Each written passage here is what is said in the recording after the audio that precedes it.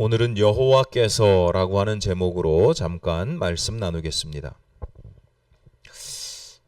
벌써 한 10년이 넘은 것 같은데요. 10여 년 전인데 우리 지방에 어느 원로 목사님이 계시는데 이분이 무릎이 자꾸 아프니까 병원을 다니셨어요. 자주 일주일에 몇 번씩 병원을 다니시는데 이제 정형외과에 가서 처방을 받아서 약도 드시고 때로는 뭐 거기 재활 치료도 하시고 차도가 없는 거예요. 또 열심히 또 성실하게 또 탄천변을 이렇게 산책도 하시면서 나름 운동 삼아서 산책도 하시면서 지냈는데 뭐 좀 괜찮아지다가 또 다시 아프다가 뭐 그 좀 점점 심해지는데 1년 반이 넘도록 2년 가까이 지나는데 차도가 없어요. 그러니까 쉽게 생각하기를 이게 퇴행성 질환, 그러니까 연세가 드셔서 어디가 이제 많이 써서 달아서 그런가 보다, 뭐 그렇게 생각을 하기도 했는데 그래도 아픈 건 아픈 거잖아요. 힘든데 그러다가 우연히 이제 개인적으로 알고 계시는 분을 이제 만났는데 그분이 간호사 생활을 아주 오래, 한 30년 가까이 간호사 생활을 오래 하신 분이에요. 그러니까 뭐 이런저런 서로 인사하고 안부 전하다가 내 요즘은 이렇다라고 이야기를 했더니 그 간호사분이 그 목사님께 정형외과 말고 큰 병원에 가서 뇌 검사를 한번 해보시라고 그렇게 이야기를 하더라는 거죠. 그래서 분당 서울대병원에 가서 MRI를 찍었더니 뇌에 종양이 발견된 거예요. 수술을 했어요.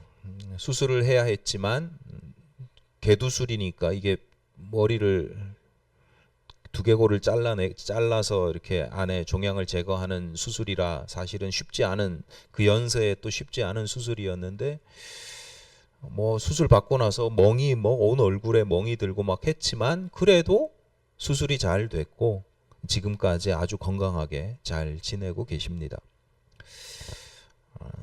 일반인들이, 보통 사람들이 쉽게 오해하는 것 중에 하나가 어떤 증상이 있으면 그리고 그 증상이 같으면 원인도 같은 줄로 생각을 하는 거죠. 그러니까 무릎이 아파? 그러면 뭐 퇴행성이겠지. 왜냐하면 대부분의 사람들이 그러니까. 원로 목사님의 경우는 특이한 사례입니다. 그러니까 2년 가까이 치료를 받는데 병원 의사들도 다른 생각을 못 하는 거죠. 좀 비판적으로 신랄하게 이야기하자면 그 의사들이 좀 잘 봐줘야죠. 계속 했는데 낫지 않으면 다른 가능성도 봐야지 일반 사람들이 그걸 어떻게 알겠습니까? 관성과 타성에 젖어 있으면 종양을 더 키울 수도 있다. 뭐 이렇게 증상은 같아도 원인이 다른 경우가 허다하고요. 그 원인이 다르면요 병명이 다릅니다. 증상은 증상일 뿐이고 같은 증상인데 원인이 다른 경우, 그래서 병이 다른 경우가 많죠. 어느 신경외과 의사가 하는 이야기예요. 65세 남자가 환자가 찾아왔는데 하반신 허리 아래쪽이 마비가 오고 저리고, 그래서 마비가 와서 그러냐고 검사를 해봤더니 그 신경이 눌려서 척추를 따라서 내려가는 신경이 눌려서 그걸 확인하고 치료를 해서 잘 효과가 좋았어요. 얼마 지나지 않아서 똑같은 65세의 같은 증상을 가진 사람이 왔어요. 보니까 앞서 치료를 받은 분의 친구예요. 그러니까 친구 사이니까 야, 나 이게 나도 그랬는데 말이야. 치료 잘 받았어. 소개를 해준 거예요. 그래서 검사를 했는데 신경이 멀쩡해요. 그래서 이상하다 그러고 다시 검사를 해봤더니 이분은 또 혈관이 문제인 거예요. 혈관이 이렇게 압착이 돼서 그래서 치료를 받았다. 신경외과 의사가 그런 이야기를 하는 거예요. 그러니까 신경외과 의사가 왜 그런 이야기를 하겠어요? 똑같은 나이에 비슷한 직군에 비슷한 직종, 일하는 것도 비슷하고 증상도 워낙 똑같으니까 나랑 똑같은 병이야 라고 생각하기 쉽지만 증상이 같아도 전혀, 그래도 이분은 그나마 다행인 거예요. 혈관이든 신경이든 그런 그쪽 과에서 볼 수 있으니까.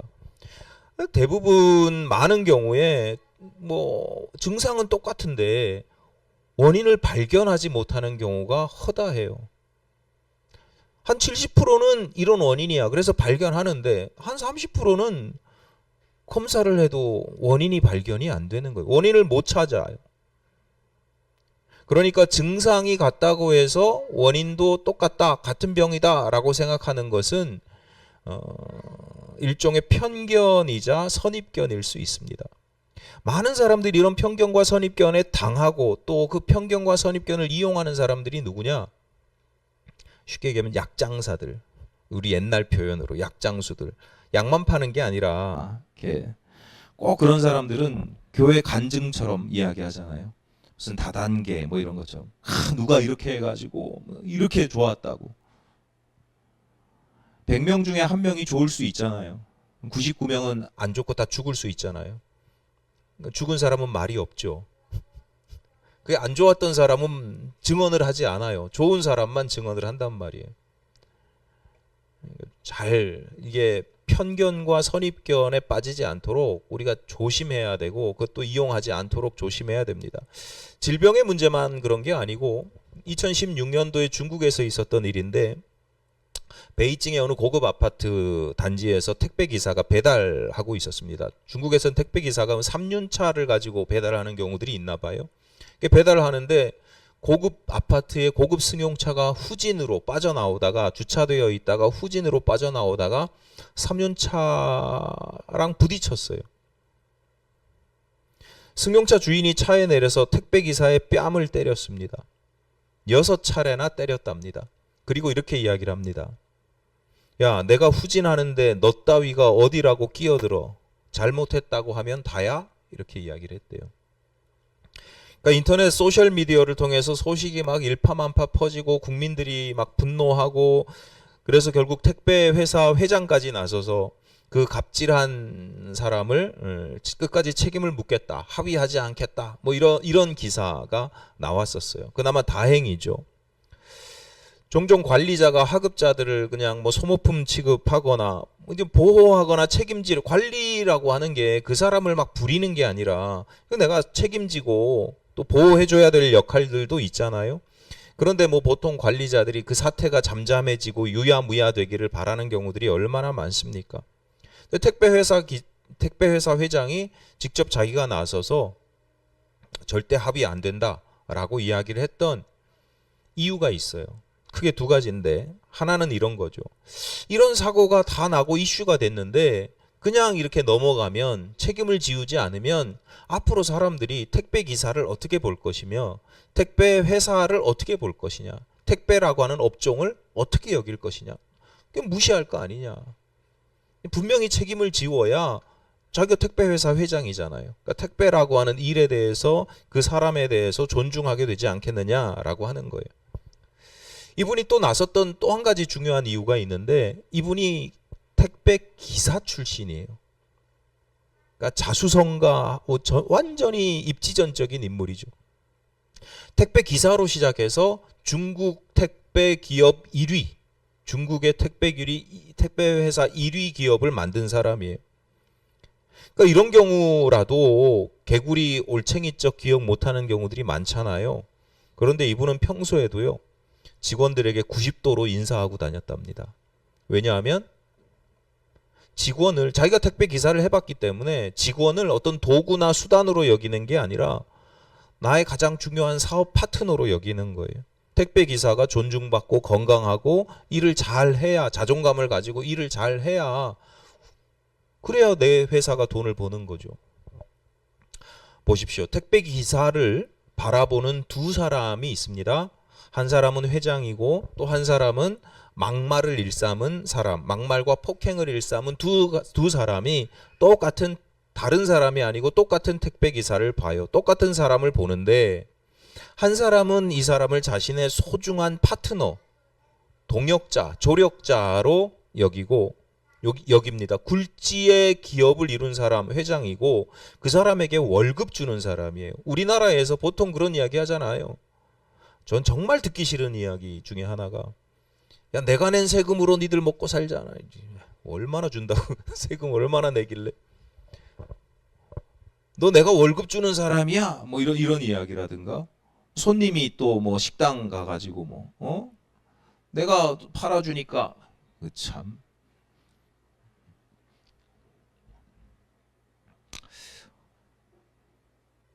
월급 뭐 임금 이거 다 계약 관계지 주종 관계가 아니에요. 왜 아직도 봉건 시대를 살아가는지를 모르겠어. 내가 월급을 준다고 해서 주종 관계가 아니란 말이에요. 계약 관계지. 그 사람은 노동을 지불하고 나는 월급을 지불하는 거예요. 파트너지 무슨. 어쨌거나 그 회장은 그렇게 보는 거예요. 파트너로.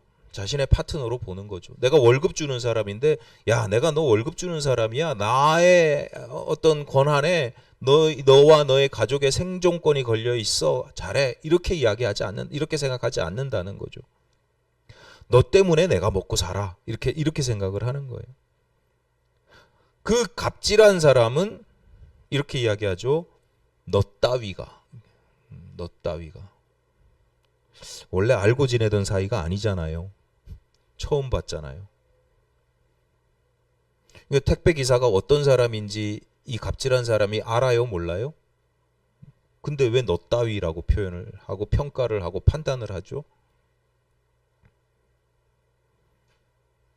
택배 기사를 너 따위라고 이야기하는 이유가 그 사람에게는 택배 기사라고 하는 택배 기사 옷을 입은 택배 배달을 하는 택배 기사 그 사람뿐만 아니라 모든 택배 기사는 그 사람에게 너 따위인 존재로 보는 거예요. 언제 봤다고 지가. 그 사람이 어떤 사람인지 어떻게 알고. 한 사람이 직업으로만 평가되지 않잖아요. 그 사람의 경제력으로만 평가되지 않잖아요. 택배 기사라도 성품이 정말 온화할 수 있고 인격이 정말 고매할 수 있잖아요. 그런데 택배 기사라는 이유만으로 너 따위가 이렇게 이야기할 수 있어요? 주변에 그 사람을 아는 모든 사람들이 다 그 사람을 존중하고 존경하고 그럴 수도 있잖아요. 어디 사람을 함부로 처음 보는 사람을 언제 봤다고 뭘 안다고 너 따위 이렇게 이야기를 합니까? 다시 말씀드리지만 이런 것들도 아까 증상은 비슷한데 같은데 원인이 다른 것을 원인이 하나야 이거야 라고 단정 짓는 것이 일종의 편견이고 선입견인 것처럼 이렇게 어떤 사람을 평가할 때도 어떤 한 직업이나 어떤 한 가지 모습을 보고 이렇다 저렇다라고 평가하고 단정 짓는 것도 판단하는 것도 일종의 편견이자 선입견이죠. 오늘 본문 1절입니다. 요셉이 이끌려 애굽에 내려가매 바로의 신하 친위대장 애굽 사람 보디발이 그를 그리로 데려간 이스마엘 사람의 손에서 요셉을 산이라. 요셉이 형들에 의해서 죽음을 당할 뻔하다가 다행히 노예로 팔리게 돼요. 여기서 이스마엘 사람이라고 하는 건 그 이스마엘이라는 게 아니고 다른 이방인들이죠. 아랍 상인들 이런 겁니다. 노예로 팔려서 그래서 팔려서 흘러 들어간 곳이 이집트의 어느 권력가 고위 공직자 집안에 팔려 들어갔다. 바로의 신하니까 파라오의 신하 게다가 친위대장이니까 아주 최측근이죠. 믿을 만한 사람. 그 보디발이라고 하는 집에 팔려갔다라고 하는 겁니다. 2절입니다. 여호와께서 요셉과 함께 하심으로 그가 형통한 자가 되어 그의 주인 애굽 사람의 집에 있으니 요셉이 이제 그 요셉의 종살이를 창세기가 기록하고 있는데 무슨 소설처럼 아니 자세하게 이렇게 기록하는 게 아니고 간단하게 요약해서 기록을 하는데 요셉의 종살이를 이야기하는데 가장 먼저 나타나는 표현이 뭐냐면 그가 형통했다라고 하는 거예요. 우리나라 사람들 특히 미신을 비롯해서 기복신앙을 가진 사람들이 참 원하는 대표적인 것 중에 하나가 형통이에요. 형통. 그러니까 어디 그만큼 좋은 게 없는 거예요. 형통하는 것만큼. 인생을 살아보면 그렇잖아요. 그래서 그 미신을 믿는 사람들은 부적을 받거나 또는 어디 산에 어디 바위에 가서 이렇게 막 빌 때 구체적으로 내가 빌 만한 소원이 있으면 빌지만 그게 없으면 아니면 제일 좋은 걸 빌면 뭘 빌어요? 만사 형통 운수 대통. 만사 형통 운수 대통이에요. 운수 대통은 말 그대로 뭐 하는 일이 대박 나는 거예요. 뭐 이렇게 하는 일이 잘 되는 거예요. 만사 형통은 잘 되긴 잘 되는데, 만사 형통은 차근차근 잘 되어 가고 발전하는 건데 막히는 게 없는 거죠. 만사 형통이라고 하는 건 뭐 장애가 없는 거예요. 여러분 주변에 혹시 운수대통, 만사형통 이런 사람 있습니까? 100%는 아닌데 저 사람 참 운이 좋아 뭐 이런 사람 있습니까? 없어요? 이게 좀 그런 게 100% 그런 사람이 어디 있겠어요. 그런데 그 부류에 해당되는 저 사람은 참 운이 좋아서 그런 사람들이 가끔은 있더라고요. 근데 그런 사람들이요 꼭 내가 아는 사람은 아니야. 내가 아는 사람의 아는 사람이 꼭 그런 분들이 있더라고요. 예를 들어서 이런 겁니다. 제가 친하게 지내는 선배 목사님이 계신데 그 선배 목사님이 당신 친구 이야기를 하는 거예요. 미술을 전공했대요. 서울대학교에서 미술을 전공했으니까 얼마나 공부도 잘했고 미술도 잘했겠어요. 근데 먹고 살기 힘들었대요. 예술가가 그렇지 뭐. 예술가가 뭐 크게 유명한 사람이 아니면 먹고 살기 힘든 거죠. 그런데 이분이 우연히 비트코인을 샀어요. 막 나눠주던 시절에. 지금은 수백억 자산가. 그 돈으로 자기가 하고 싶은 거 다 하면서 산답니다. 미술, 예술, 작품들 막 수집도 하고 외국에 여행 가가지고 사고 자기가 좋아하는 거를, 자기가 하고 싶었던 것들을, 옛날에는 하고 싶은 것들을 먹고 사는 것, 하고 싶은 걸 해도 먹고 살기 힘드니까 그게 참 고통스러웠는데 지금은 즐겁고 행복하게 그 일을 다 한다는 거예요. 부럽지 않으세요? 운수대통 만사형통이 뭐 그 사람의 한 10분의 1 아니 100분의 1만이라도 그런 일이 있으면 얼마나 행복하겠어요. 안 부러우세요? 뭐 다들 이렇게 뭐 남의 이야기죠. 살다 보면 그런 사람들이 있어요. 이 사람은 일을 하면 하는 대로 일이 술술 잘 풀리고, 땅을 사면 땅값이 오르고 집을 사면 집값이 오르고, 아니 특별히 무슨 수를 써가지고 막 그런 것도 아닌데, 근데 뭐 우연히 뭐 그러니까 이 사람이 돈만 많은 게 아니라 일만 잘 되는 게 아니라 성격도 좋아. 교우 관계, 친구들하고 관계도 좋고, 또 놀기도 잘 놀고, 그렇게 벌어가지고 막 구두쇠처럼 막 그렇게 아끼고 막 이렇게 주변 사람들한테 인심 못 사는 사람들도 많잖아요. 그런데 뭐 주변 사람들하고 친하게 잘 지내고 잘 베풀고 그렇게 즐겁고 행복하게 살아. 그런 사람들 저는 있거든요. 부럽잖아요. 그게 형통이거든요. 그게 형통. 100% 뭐 모든 게 형통하진 않아도 그냥 일반적으로 보면 형통한 사람. 요셉이 그랬다는 거예요. 여러분 형통이 좋은 거죠? 안 좋아요? 이상한 분이네. 여러분 마음에 소원이 있어야 그게 이루어지는 거예요. 형통이 좋은 거죠. 형통이 부럽기도 합니다. 그런데 구약 성경에 욥기가 있죠. 욥이 친구들하고 이렇게 막 그 논쟁할 때 욥이 하는 항변 중에 이런 항변이 있어요. 욥기 12장입니다. 강도의 장막은 형통하고 하나님을 진노하게 하는 자는 평안하니 하나님이 그의 손에 후히 주심이니라. 이 세상이 단순하지 않은 게요. 선한 사람이 복을 받고 악한 사람이 벌을 받으며 살면 얼마나 좋겠습니까마는 그렇지가 않은 거죠. 욥이 보기에 그런 거예요. 욥이 보기에 자기 의인이거든요. 의롭게 살려고 무진 애를 썼거든요. 그래서 자기 자신이 스스로 판단하는 것뿐만 아니라 주변 사람들이 다 동방의 의인이라고 이야기할 정도, 평가받을 정도였어요. 그런데 자기는 지금 알 수 없는, 이유를 알 수 없는 고초를 당하고 있어요. 재산 다 날라갔죠. 자식들 다 죽었어요. 자기는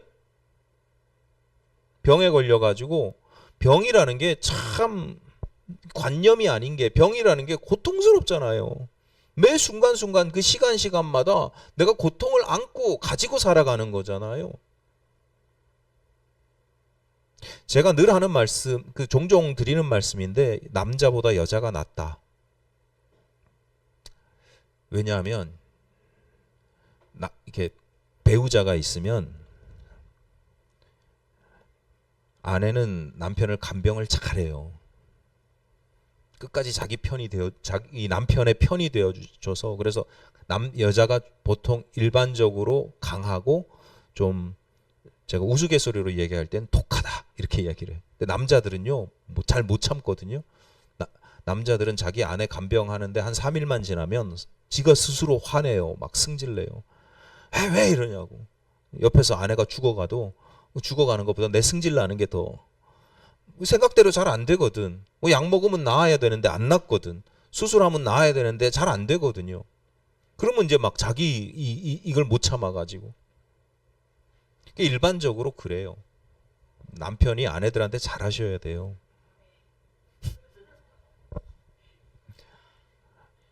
아멘 안 하시는 남편들은 워낙 잘하고 계시는 줄로 제가 알겠습니다만, 무슨 얘기를 하려고 그러냐면, 욥이 그렇게 인생이 되니까 유일하게 자기 편이 되어 주어야 할 아내조차도 욥을 원망하고, 하나님 원망하고 죽어버리라고 옆에서 악다구니나 하고. 욥이 얼마나 어이가 없어요. 나는 의롭고 바르고 선하게 살려고 그렇게 애를 썼는데 내 삶의 형편은 지금 너무 고통스러운 거죠. 그것만으로도, 이게 보통 사람들이 이런 경우를 겪으면 크게 두 가지 현상이 나타납니다. 하나는 자살을 하거나, 하나는 정신줄을 놔버리는 거죠. 이게 이해가 안 되잖아요. 정신줄을 놔버리는 경우도 생겨요. 근데 이것만으로도 참 힘든데, 이해할 수가 없고 충분히 고통스러운데, 욥의 눈에 뭐가 보이느냐? 강도의 장막은 형통하더라. 하나님을 진노하게 하는 자는 평안하더라. 하나님께서 그의 손에 후히 주셨기 때문이다라고 이야기를 합니다. 그러니까 구약 성경에 흔히 나타나는 고백적인 표현인데요. 하나님을 절대 주권자로 믿기 때문에 어떤 모든 것이 하나님께 원인이 있다라고 봐요. 그러니까 하나님께서 적극적으로 그들을 부요하게 형통하게 했든지, 아니면 그들이 악한 일을 벌이고 막 그렇게 잘 먹고 잘 사는 것에 대해서 하나님께서 그냥 간섭 안 하시고 방치하셨다, 그냥 놔두셨다, 그냥 보고 계신다, 뭐 이런 뜻입니다. 시편 73편 기자의 고백입니다. 하나님이 참으로 이스라엘 중 마음이 정결한 자에게 선을 행하시나 나는 거의 넘어질 뻔하였고 나의 걸음이 미끄러질 뻔하였으니 이는 내가 악인의 형통함을 보고 오만한 자를 질투하였음이로다. 악인과 오만한 자의 형통함을 보고 질투심이 들어서, 분노하는 마음이 들어서 내 신앙심이 떨어지고 신앙적으로 내가 실족할 뻔하였다. 시편 기자가 단지 믿음이 부족하기 때문인가? 뭐 어떤 사람이 실족한다고 그래서 함부로 또 이렇게 너는 믿음이 부족해서 그래 라고 이야기하는 것도 편견이에요. 조금 길지만 그 뒤에 나오는 본문을 읽어드리겠습니다. 왜 시편 기자가 실족할 뻔하냐면, 그들은 죽을 때에도 고통이 없고 그 힘이 강건하며 사람들이 당하는 고난이 그들에게는 없고 사람들이 당하는 재앙도 그들에게는 없나니. 이게 다 형통한 거잖아요. 그러므로 교만이 그들의 목걸이요 강포가 그들의 옷이며 살찜으로 그들의 눈이 솟아나며 그들의 소득은 마음의 소원보다 많으며 그들은 능욕하며 악하게 말하며 높은 데서 거만하게 말하며 그들의 입은 하늘에 두고 그들의 혀는 땅에 두루 다니도다. 건너뛰어서 12절에 볼지어다 이들은 악인들이라도 항상 평안하고 재물은 더욱 불어나도다. 예나 지금이나 똑같죠. 악한 사람 악하게 사는데 잘 먹고 잘 사는 모습, 형통하게 살아가는 모습들 허다합니다. 선하고 의롭게 살아가려고 무지 애쓰는데 세상에서 무능력하다고 평가받고 고난을 겪기도 합니다. 그런 걸 보는 신앙인들이 마음이 좋지가 않죠. 실족하게 되는 겁니다. 차라리 나도 저렇게 사는 게 낫겠다. 제가 오늘 주제가 여기에 관련된 게 아니라서 이렇게 넘어가지만, 그래서 잠언에서는 아예 이렇게 교훈을 합니다. 너는 악인의 형통함을 부러워하지 말며 그와 함께 있으려고 하지도 말지어다. 잠언 24장 19절입니다. 너는 행악자들로 말미암아 분을 품지 말며 악인의 형통함을 부러워하지 말라. 지혜서가 반복적으로 이야기하는 게 악인의 형통함을 부러워하지 말고 분노하지도 말고 그들과 가까이 있지도 말아라. 그런데 이 이야기는 악인도 형통해요, 형통하지 않아요? 형통해요. 다시 요셉의 이야기로 돌아오겠습니다. 본문을 읽고 묵상할 때 단지 요셉의 형통함에만 우리의 시선과 마음을 빼앗기면 안 돼요. 훨씬 중요한 게 있어요. 요셉이 형통했다. 이것보다 훨씬 중요한 건 요셉이 왜 형통했냐는 거예요. 왜? 본문 2절을 다시 봅니다. 여호와께서 요셉과 함께 하심으로 그가 형통한 자가 되어 그의 주인 애굽 사람의 집에 있으니, 여호와께서 요셉과 함께 하셨기 때문이다. 요셉처럼 믿음이 좋은 사람, 선한 사람도 형통하지만 악랄하기 그지없는 사람도 형통할 수 있어요. 그러니까 형통하는 걸 보면 똑같은 증상이에요. 똑같은 현상이에요. 그런데 원인이, 이유가 전혀 다를 수 있는 거죠. 그러면 우리처럼 성숙한 신앙인들은, 믿음이 좋은 사람들은 형통함만 바라보면 안 되겠죠. 형통 그 자체를 바라보는 것이 아니라 이 형통이 어디에서 왔는지, 하나님께서 형통케 하시는 건지 아니면 세상에서 악랄하고 치열하게 살아서 형통한 건지 분별을 해야 된단 말이죠.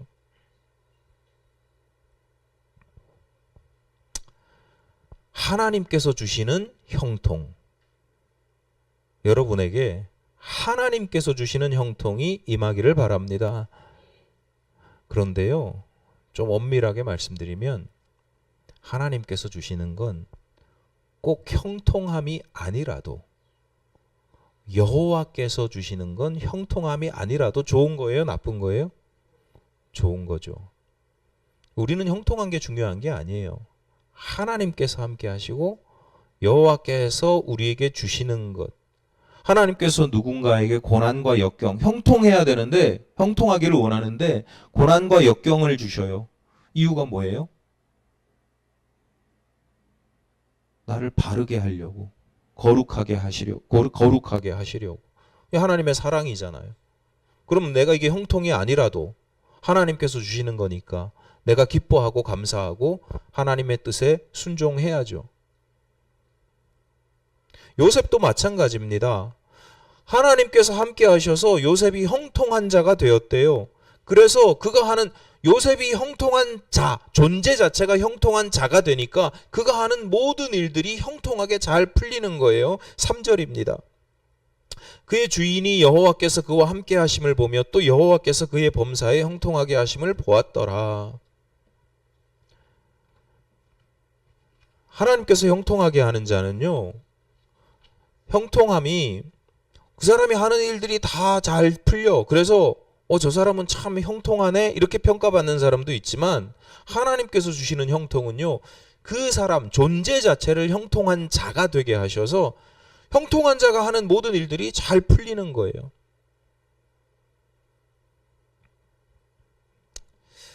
들을 귀 있으신 분들은 그러니까 그게 본인뿐만 아니라 주변 사람들에게도 선명하게 보입니다. 본문 4절입니다. 요셉이 그의 주인에게 은혜를 입어 섬김에 그가 요셉을 가정 총무로 삼고 자기의 소유를 다 그의 손에 위탁하니. 그 사람이 형통한 자가 되어서 그가 하는 모든 일들이 형통하니까 주변 사람들이 다 알아요? 보여요? 주변 사람들 눈에도 보여요? 그 다음에 어떤 현상이 나타나냐면 그 주변 사람들이 그를 신뢰해요. 그냥 잘 풀리는 거 정도, 아, 저 사람 잘 나가네? 뭐 이 정도가 아니라 주변 사람들이 다 그를 신뢰해요. 인정하고 신뢰해요. 이 사람한테 맡기면 이 사람 다 잘 알아서 해. 그러니까 이 사람의 직분과 직위가 올라가요. 자, 이게 요셉의 형통함을 성경에서 지금 보여주고 있는 거예요. 자, 그런데 지금 요셉의 신분이 뭐예요? 종이잖아요. 종. 노예잖아요. 자유가 없지요. 주인의 재산이지요. 아무리 형통하면 뭐 하냐고. 아니, 내가 하는 일마다 잘 되고 주변 사람들한테 인정받고 직분도 막 올라가고 그래 봐야 종이에요. 이게 형통한 거예요? 여러분이 원하는 형통이 이런 거예요? 요셉의 형통이 부러우세요? 성경에서 요셉의 형통을 이야기하지만 요셉의 지금 삶의 자리가 우리가 생각하는 것만큼 그렇게 형통한 건 아닐 수도 있어요. 사랑하는 아버지로부터 어느 날 작별 인사도 못하고 헤어져가지고 그 아버지가 살아계신지 돌아가셨는지도 알 수가 없어요. 그렇게 종이 되고 노예가 되는 과정 중에 형들에게 배신을 당하는데 그 형들이 자기를 죽이려고 했어요. 그 마음의 상처 도무지 이해할 수가 없잖아요. 잠을 잘 수가 있을까요? 밤마다 형들이 왜 그랬을까? 왜 그랬을까? 아니, 내가 형들을 서운하게 했다고 하더라도 그렇다고 죽일 정도는 아니잖아요. 배다른 형제라고 하더라도 그렇다고 이렇게 애굽의 노예로 굳이 팔아야 될 정도로 내가 뭘 잘못했나? 그런 생각 안 들까요? 과연 그런 요셉의 삶을 형통하다고 할 수 있을까? 내 삶이 하는 일마다 잘 풀리고 주인이 나를 잘 봐주고 좋은 자리에 올라가니까 여러분 같으면 아싸 신난다 그러고 행복하게 잘 살 수 있어요? 근본적인 문제가 해결이 안 되면 이거 힘든 거예요. 그러니까 아니, 우리나라에서 저기 어릴 때 외국에 입양 가가지고 거기서 잘 배우고 뭐 좋은 직장도 다니고 뭐 그런 사람들이 자기 친엄마 찾겠다고 한국에 들어왔다가 못 찾고 한강에서 뛰어내리고 막 이런 경우들이 생기잖아요.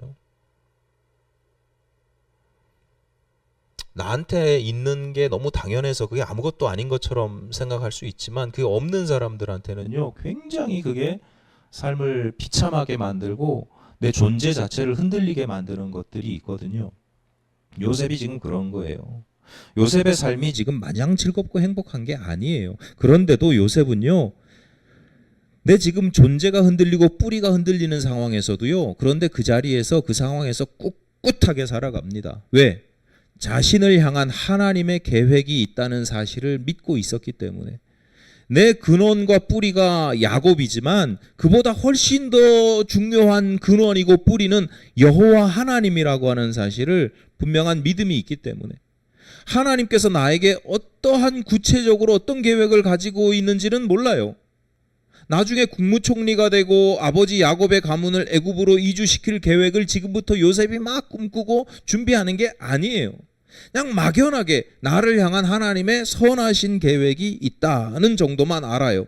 그래서 지금은 국무총리로서의 삶을 내가 뭐 준비하고 내가 출세하기 위해서 준비하고 하는 게 아니라 그냥 내게 주어진 일상의 삶을, 종으로서의 삶을 그냥 성실하게, 충실하게, 신실하게 살아갈 뿐이에요. 악인의 형통함을 부러워하지 않고 그저 내가 이 자리에서 최선을 다해서 신실하게 살아가는 것이 하나님의 뜻이다.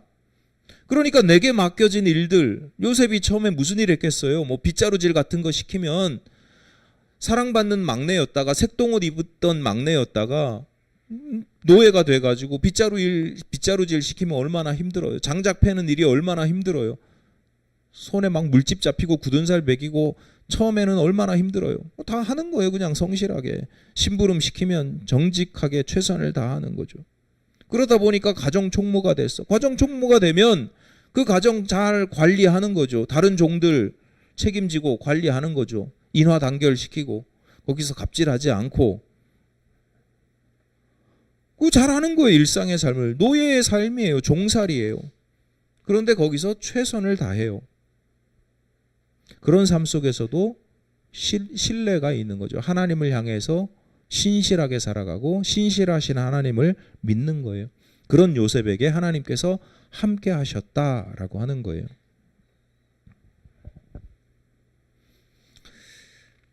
어느 선배 목사님, 제가 아는 선배 목사님이 한 10여 년 전 일인 것 같은데 시골 작은 교회에서 목회를 하다가 이분이 능력이 탁월하니까 능력을 인정받아서 서울에 있는 교단의 어느 기관에서 임용이 됐어요.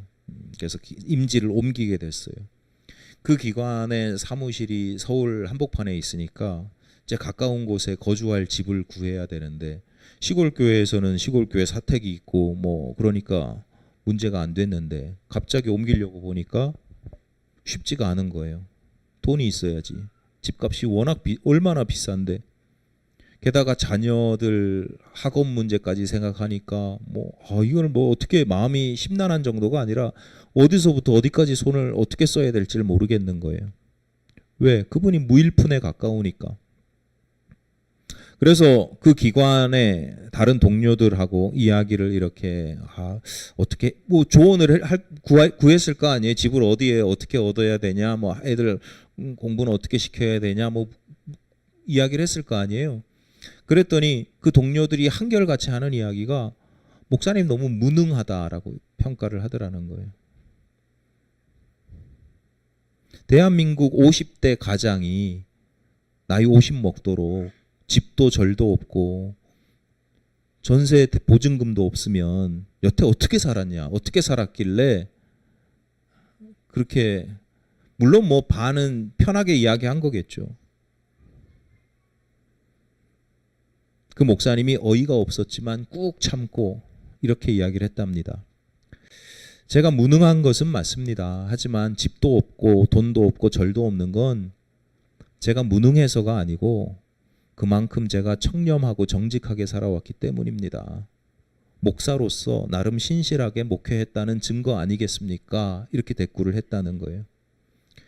그 교단의 동료들 대부분이 또 목회자들입니다. 신앙인들이에요. 그런 분들의 눈에도 그 선배 목사님이 어떤 분인지, 그 능력이 어떠한지, 얼마나 신실한지, 하나님과 함께하는 사람인지에 대한 관심이 없어요. 그저 목사님의 재산이나 물질적인 소유만 보고 능력이 있다 없다 쉽게 판단해 버립니다. 그 목사님이 저에게 이 이야기를 전하면서 그런 이야기를 해요. 자기가 그분들한테 그렇게 이야기를 했지만 그분들의 생각이나 가치관이 바뀔 거라고 난 기대하지 않는다. 그렇게 안 보이는 거예요.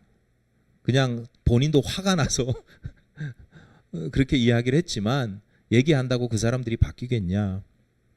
여러분 안타깝지만 이게 한국 교회 성도들이 가진 신앙의 현주소입니다. 신앙생활을 수십 년을 해도 몇 대째 이어서 해도 집사, 권사, 장로가 되고 목사가 돼도요.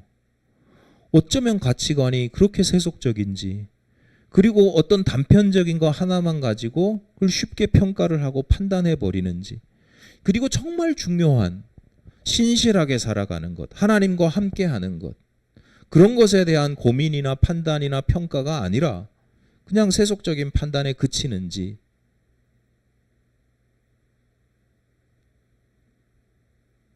똑같아요. 한국교회. 구별이 안 돼요. 그러니까 큰 교회, 작은 교회 있으면 어느 교회가 좋은 교회예요? 상관없지. 크고 작은 건 상관이 없어요. 근데 우리는 자기가 가지고 있는 가치관에 따라서 크든 작든 거기에 딱 규모에 결정되어 있는 경우도 많고, 허다하게 많아요. 예를 들기도 입이 아플 정도로. 어떤 사람의 형통함이 하나님께서 주신 복일 수도 있고 그저 악랄하고 교활하게 살았기 때문일 수도 있습니다. 하나님께서 함께 하시기 때문에 요셉처럼 형통한 사람도 있고, 하나님께서 함께 하시기 때문에 욥처럼 이유를 알 수 없는 고난을 당하는 경우도 있습니다. 그러므로 성숙한 성도에게 중요한 것은 형통이 아니라 하나님께서 함께 하시는 삶이고, 그에 따라서 하루하루 내게 주어진 하루하루 순간순간을 신실하게 살아가는 것입니다. 여러분 인생과 신앙의 방점을 형통 그 자체가 아니라 하나님께 찍어두고 살아가시기를 바랍니다. 여호와께서라고 하는 이 단어가 여러분의 삶을 늘 주장하시기를 간절히 바랍니다.